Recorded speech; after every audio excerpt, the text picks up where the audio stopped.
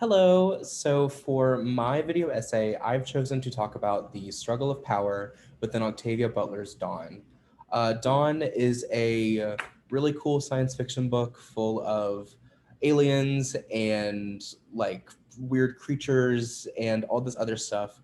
But I believe it has a bigger meaning, and that is power. Also, the metaphors of slavery and stuff that we will get into later. So yeah, let's start. So, Butler's relationship to power. Butler once said, I began writing about power because I had so little. And this is true. As a Black woman, Butler has had little access to power in a social or political sense, and she passes this on along to her characters. It would come as no surprise then that power is an overarching theme throughout Butler's Xenogenesis trilogy. In the first entry of the series Dawn, the main character Lilith is tasked with teaching other humans how to survive on a now uninhabited Earth under the supervision of a seemingly omnipotent and omniscient alien race, the Oncali. Under the guise of this post apocalyptic extraterrestrial narrative, Butler explores issues of gender, race, the aftermath of slavery, and sexual abuse, while also bringing human nature itself into question. So, race and gender. Butler's first example of power struggle lies in her strategic use of race and gender. This is a common theme throughout Butler's other works, such as Kindred, if you're familiar with that one. The unique perspective that Butler utilizes is critical to the text's understanding, with Francis Bonner arguing that not only would it be impossible reasonably to consider Butler's work without reference to her race, it would be improper to do so given her foregrounding of it. Butler's protagonists are not just accidentally of African American descent. The inclusion of this detail creates subtle messages that Butler uses as commentary on race relations and race history. In fact, the plot of Dawn parallels the historical, albeit self imposed function of the Afro American woman. As mediator, Lilith must bear the odium of her fellows as well as her own guilt over the collaboration, tempered only by her belief that without her, things would be worse. This solidifies Lilith's position in the Oncology community as a mammy figure. And what is a mammy figure? You may be asking. Well, as Ada Winfield explains, the modern mammy is expected to sacrifice all vestiges of a personal life in order to demonstrate unshakable loyalty to the usually white boss or institution.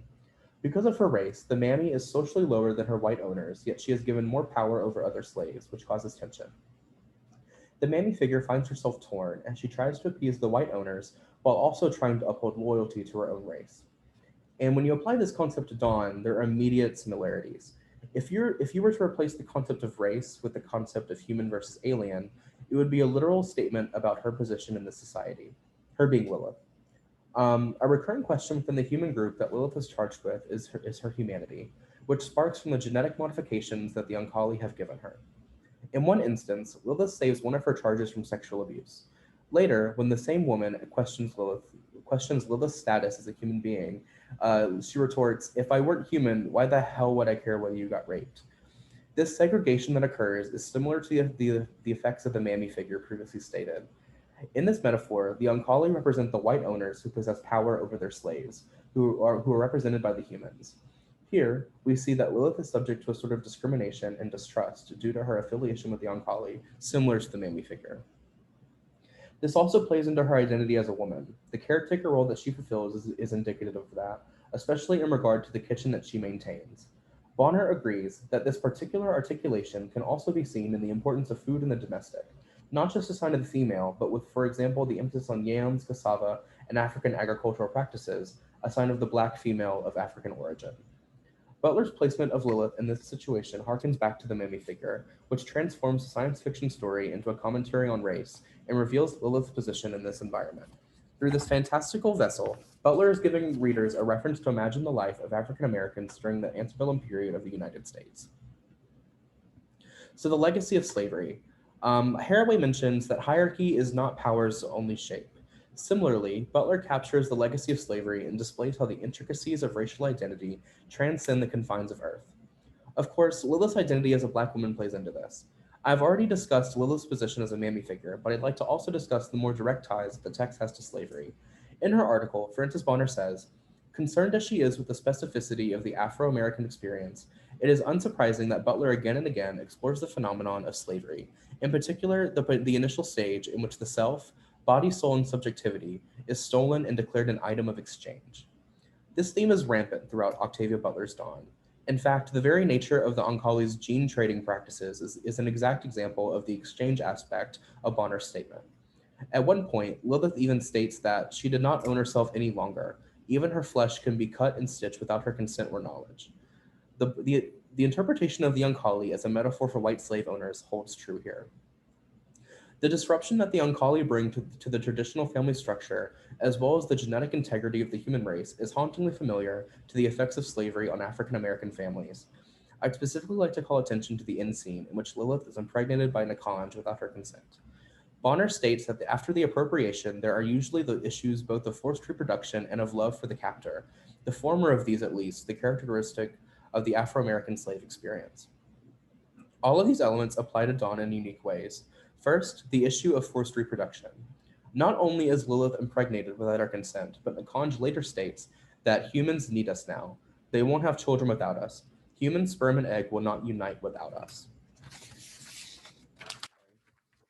This impregnation and limitation placed on the human reproductive process are both examples of forced reproduction. Additionally, they represent the oppressive events that slaves were subject to, including non-consensual impregnation in the form of sexual violence.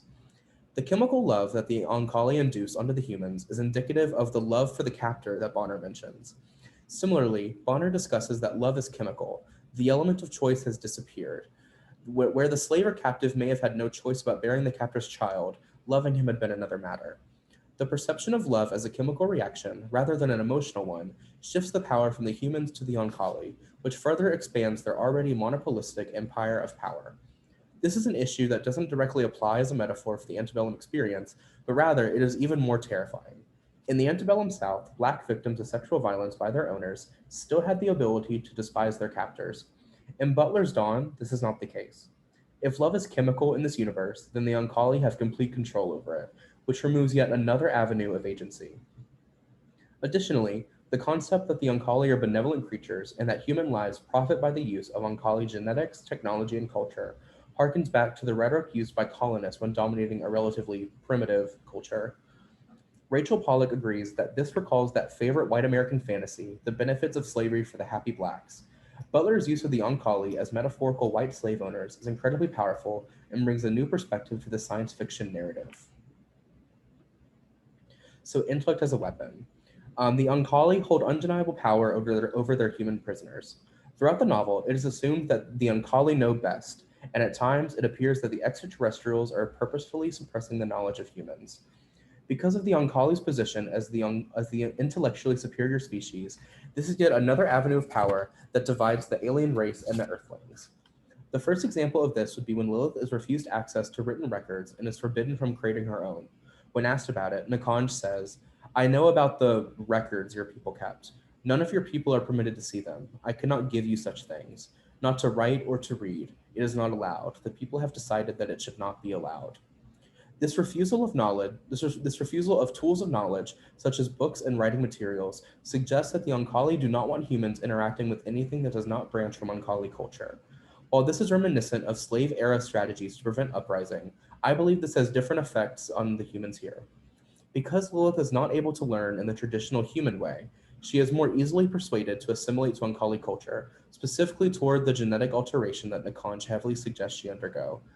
Going under the genetic alteration would allow her to have the memory that the Oncoli have, and therefore she would be able to learn Oncoli language and culture much faster than she would if she didn't have it and she was forced to just do things the human way. So it's kind of like the illusion of choice, which I think is really interesting here. Another instance of this is the expected acceptance of the food supply system in the human nursery. Because of Lilith's perspective as the narrator and her inherent trust in the Oncoli culture and way of life, us as readers also have trust in these systems. Because of this trust, we are immediately dismissive about the inquisitive behavior of the humans that Lilith is charged with. For example, the food supply system in the nursery is quite the odd mechanism to those unacquainted to Oncoli technology. In this system, food automatically replenishes itself, though none of the humans, including Lilith, have any idea where this food comes from. There is an argument amongst the humans about this, and because of the reader's loyalty to Lilith and the Oncoli, we immediately dismiss their concerns. However, in a critical lens, perhaps we should not be so accepting of this. This automatic trust in the oncology, which in the ongoing metaphor of captor versus captive, is an example of grooming, and the lack of information that we are forced to accept is an example of this intellectual power while also furthering the forced subservience that we've seen previously. So it's like the oncology have this like, it's like they refuse to tell the humans these things, and the humans are just kind of expected to go along with this, and it's sort of this idea of like you're not invited to know what this means, and we're not going to tell you everything. It's kind of this rift that exists between them, which is super interesting. Sexuality and abuse. So sexual behavior is another avenue in which Butler explores power struggles in Dawn. First, the situational circumstances in Dawn restrict its human characters to a purely heterosexual lifestyle. Haraway points out that the different social subjects, the different genders that could emerge from another embodiment of resistance to compulsory heterosexuality and reproductive politics do not inhabit this Dawn. For reproductive reasons, heterosexuality is required of all participants to resurrect the human race. However, I personally find it hard to believe that all human characters just happen to be straight. Um, it is possible that this may just be a heteronormative oversight on Butler's part, but this restriction of sexuality is still noteworthy. I know that this book was written in like the 80s, so like I know it wasn't the most like woke time for LGBT rights and such and inclusion, but I still find that interesting. Additionally, Bonner comments, a concentration on forced reproduction leaves limited space for the non-heterosexual. Restricting the human race into heterosexuality is interesting, given that the typical Oncology household is polyamorous. This discrepancy further separates humans from the Oncology, but given the Oncology's position as the captor, this suggests to the human captives that their familial structure is labeled as other and therefore inferior. This disruption continues the slave versus master metaphor that we see throughout the text. I want to play devil's advocate here because I feel like it can also go both ways where if the Oncology have a normally like a polyamorous household, and meanwhile humans have a normally heterosexual household, it does create that, and the Oncology's position as the captor, it does create that polyamory is the correct way to have this household because the Oncology are seen as so far superior. But also on the other end, it could be that Butler is kind of subtly critiquing them, saying like these people are so far from humanity, aka heterosexuality, that they've strayed into a polyamorous household, which is just so different than what humans are used to. The sexual abuse seen in Dawn, while excused by the Oncology and Lilith as typical sexual practices, is still sexual abuse. The Oncology's lack of sympathy for non-consensual sexual activity is definitely alarming. The unimportance of human verbal consent to Oncology behavior and their privileging of what they read the body desiring recurs when Nikanj makes Lilith pregnant. This lack of respect for consent is one of the first things that brings into question the Oncology's sense of morality. The idea that the Oncology know best bleeds into this. The relative omniscience that the Oncology possess gives them intellectual power over the humans, yet we as readers, similar to the human subjects, are not certain if the Oncology are truthful in the use of their omnipotence. An example of this would be on Nikanj's knowing that Lilith's lover Joseph really wants to have sex with it, despite his inability to say yes. We as readers do not have access to Joseph or Nikanj, so it is unclear whether Nikanj is telling the truth about Joseph's desires. Either way, Joseph's lack of verbal consent classifies Nikanj's act as a sexual abuse. Bonner makes an interesting point in saying, on the first occasion, he did not even get the opportunity to refuse, being anesthetized, that word, at the moment consent could have been given. In this, Nikanj seems to be indifferent to both consent and rejection. Because of this, how can we be sure that Nikanj was biologically desiring Nikanj's advances? Because of this, how can we be sure that Joseph was biologically desiring Nikanj's advances? If Nikanj and the Oncology as a whole ignore consent, then it is not impossible that even on a biological level, Joseph was rejecting sex from Nikanj. Because love is chemical in the xenogenesis universe, then Nikanj has control over that as well, which forces Joseph to accept this despite his original rejection. Arguably more interesting is Lilith's indifference to this alien sexual abuse. During these scenes between Joseph and Nikanj, Lilith is entirely complacent despite the fact that she had previously intervened in a human-on-human sexual abuse situation. It is, I think, particularly notable that Butler presents the scene with the male rather than the female human, and indeed does not show us the scene in which Nakanj first rapes/seduces Lilith at all. Society usually has a relative indifference towards male victims of sexual abuse. Bonner herself actually is liable to this bias, saying, "I wish in some ways that I could say I found it utterly repellent," which I think is really interesting because it's Bonner is in the article, Bonner is saying that this is wrong, this is sexual abuse, obviously because there's no consent given. But even then, Bonner is not having the same like visceral reaction, I guess, that perhaps she would have had if it was a male on female situation. This bias is even ingrained in Lilith, and whatever reservation she did hold about the issue is eased by her loyalty and trust in Nakanj. Bonner notes, with Lilith, they're there to assure the reader that the sexual experience is pleasurable and something she is also willing to engage in herself. Rape more easily masquerades as seduction. Her own first encounter, devoid of any such commentary, would be difficult to present convincingly as a desirable experience. This sort of write-off of Joseph's rejection as fear or unwillingness is detestable, at least through the modern sexually sensitive perspective. Additionally, Lilith's response to her own experience with sexual violence suggests her indifference to the subject.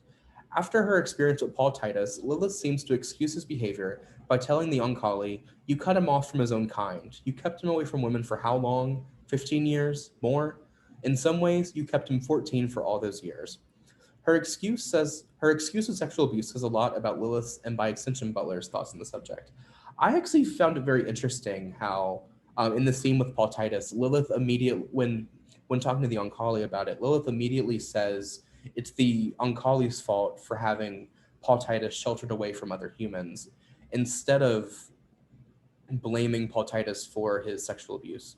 It's a very interesting mentality that I wasn't really expecting. So the Oncali as a monster. Octavia Butler's Oncali works well as a monster. Even from the first chapter, readers are tempted by their knowledge of the universe and borderline superpowers. I remember internally cursing Lilith myself. I was one of them.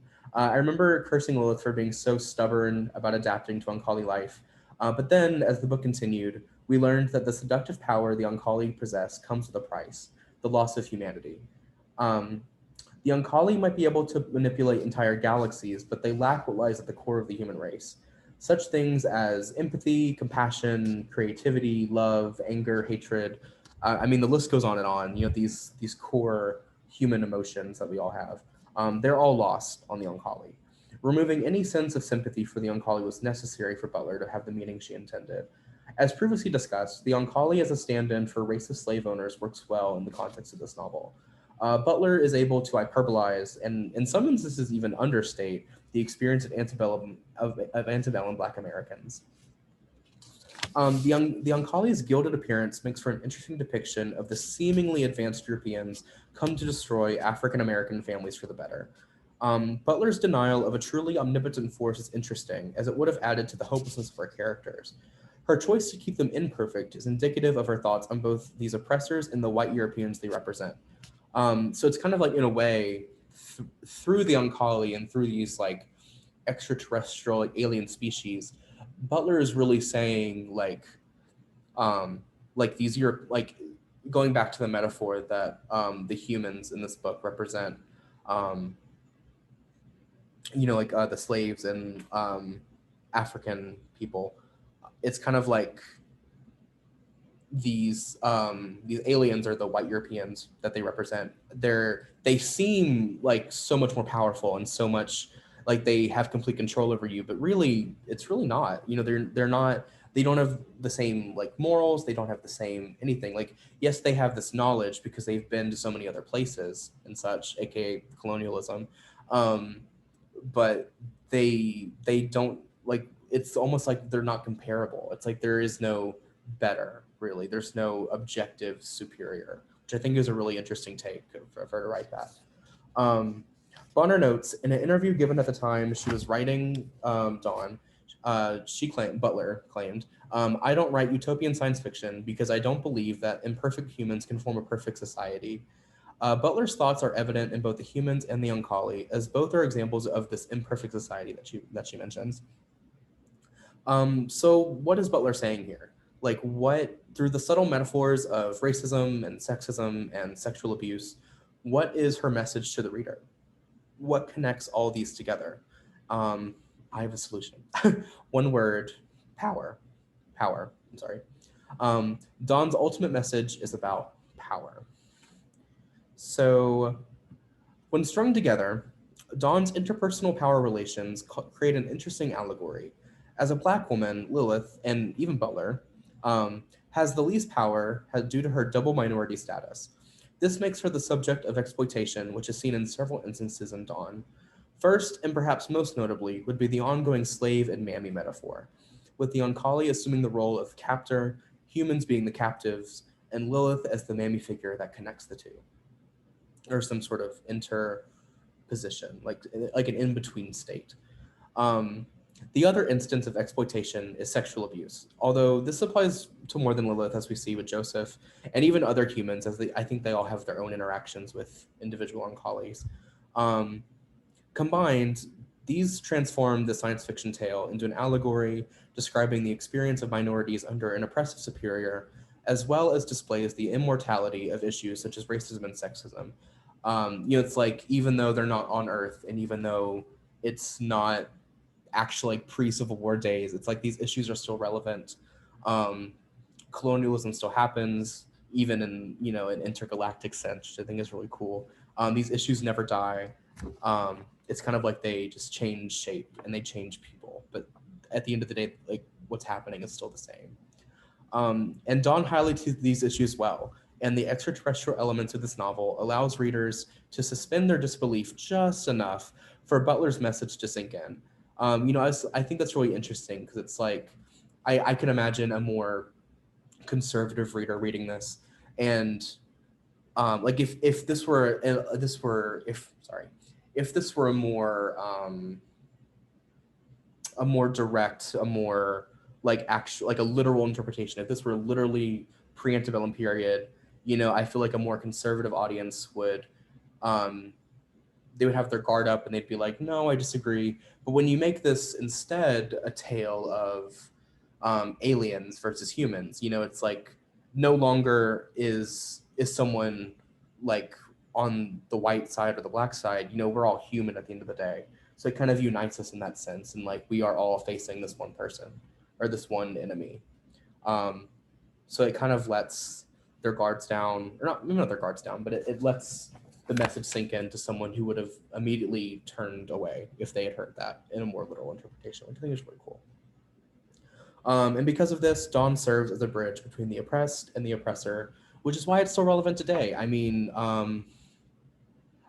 it's like these issues. I mean, even in a modern sense, in a post, uh, not post, but like in a George Floyd era, in like the revived Black Lives Matter movement, these things they're very important, and it's important to talk about them. So I think Octavia Butler's Dawn is a good place to start.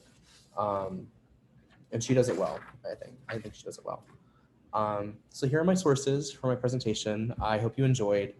I had a really fun time reading this book and tearing it apart and pulling every ounce of meaning I could out of it. And there's a lot to pull out of here. I mean, Octavia Butler, she packs a lot of punch in a short amount of time. This book isn't that long, yet she's able to have this entire, like, almost like a subplot of like racist metaphors and slave metaphors. So yeah, thank you for watching my video essay. I hope you enjoyed. Yeah, thank you. Bye.